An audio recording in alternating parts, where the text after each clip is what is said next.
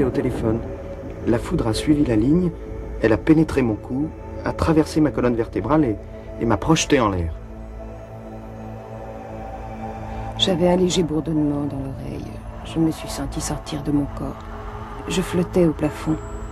Le médecin et l'infirmière me regardaient. Ils ont dit, c'est fini. Elle est morte.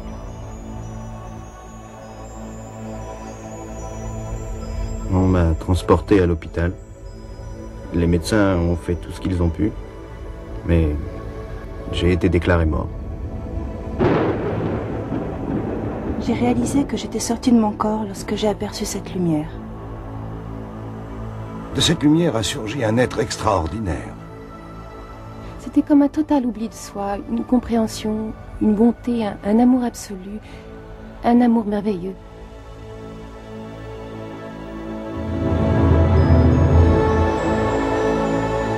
La vie après la vie.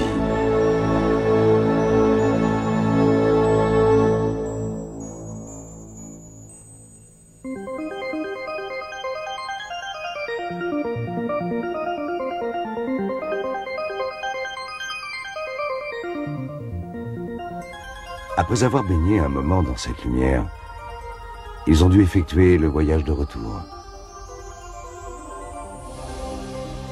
Ils expliquent que s'ils ont choisi de revenir, ce n'est pas pour eux-mêmes. Eux auraient préféré rester dans cette ambiance d'amour. Lorsqu'ils nous rejoignent, leur histoire devient captivante en termes de psychologie humaine. Car on se rend compte qu'ils ont profondément changé. Qu'ils sont imprégnés d'une nouvelle notion des valeurs. Auparavant, le but de leur vie, c'était la richesse, le pouvoir, la célébrité. Ce à quoi la plupart des gens aspirent. Eh bien, ils disent qu'après cette expérience, ils essaient surtout d'aimer les autres, d'entretenir des relations harmonieuses avec leurs prochains.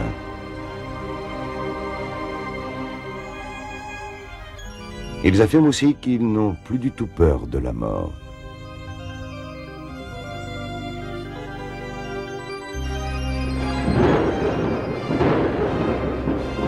Je suis le docteur Moody.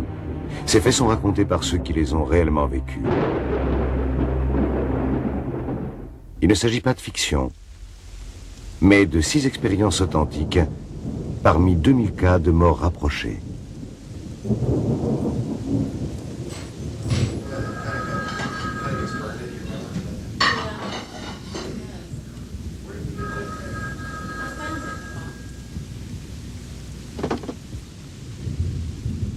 Allô? Bonjour maman. Comment vas-tu? Qu'est-ce qui se passe? Qu'est-ce qui lui est arrivé? Ce coup de téléphone m'a donné le choc que tout le monde redoute et espère ne jamais recevoir.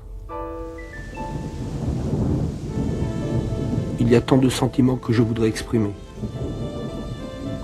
Je voudrais être avec toi. Ok, à bientôt.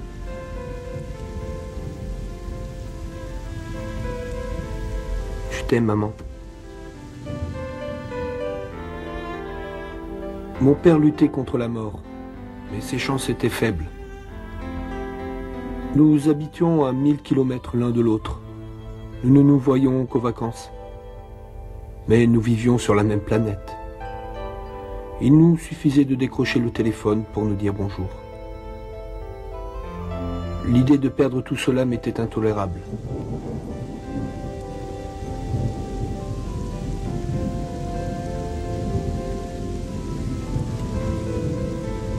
Cher papa, je suis désolé de ces mauvais moments que tu es en train de passer. Je sais que tu es solide, mais tu nous as fait une sacrée peur.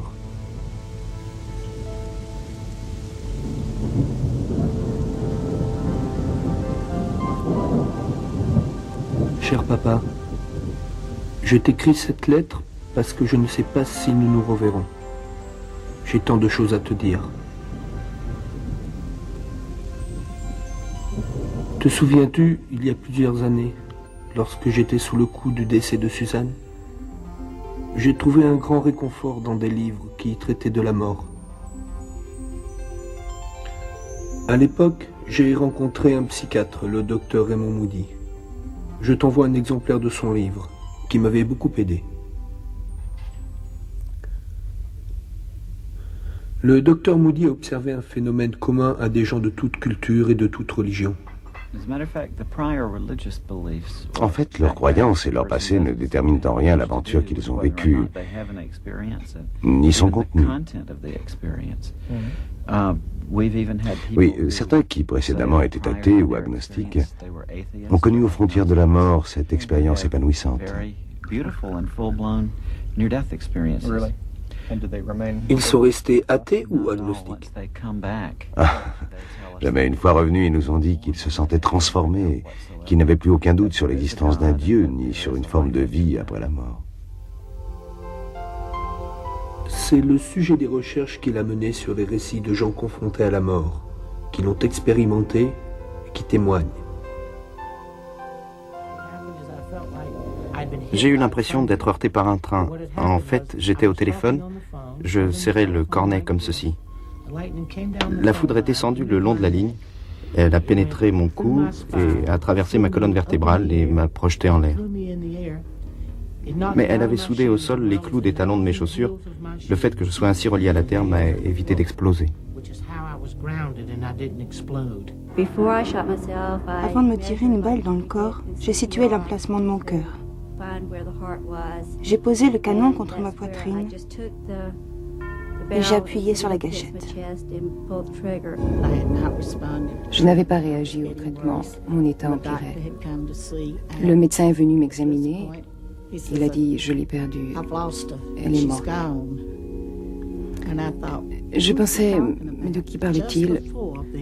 Juste auparavant, j'avais ressenti une forte douleur. Je souffrais tellement que je voulais partir. Quelques minutes avant qu'arrive la Jeep qui devait me transporter, on s'est rendu compte que j'avais une forte fièvre.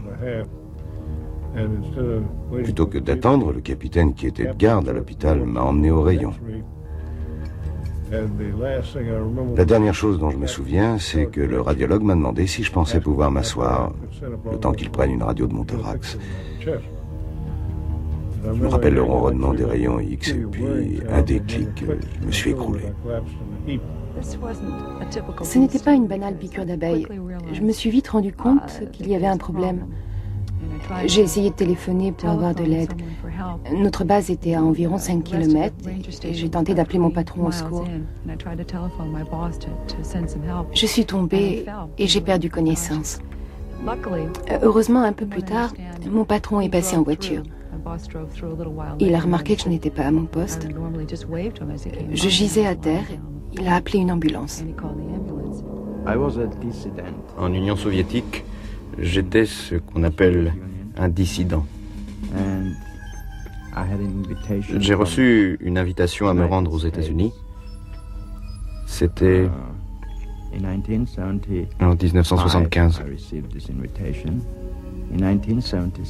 En 1976, on m'a accordé un visa de sortie. Ce jour-là, je partais pour New York. J'allais retirer mon passeport. Ma famille m'attendait déjà à l'aéroport.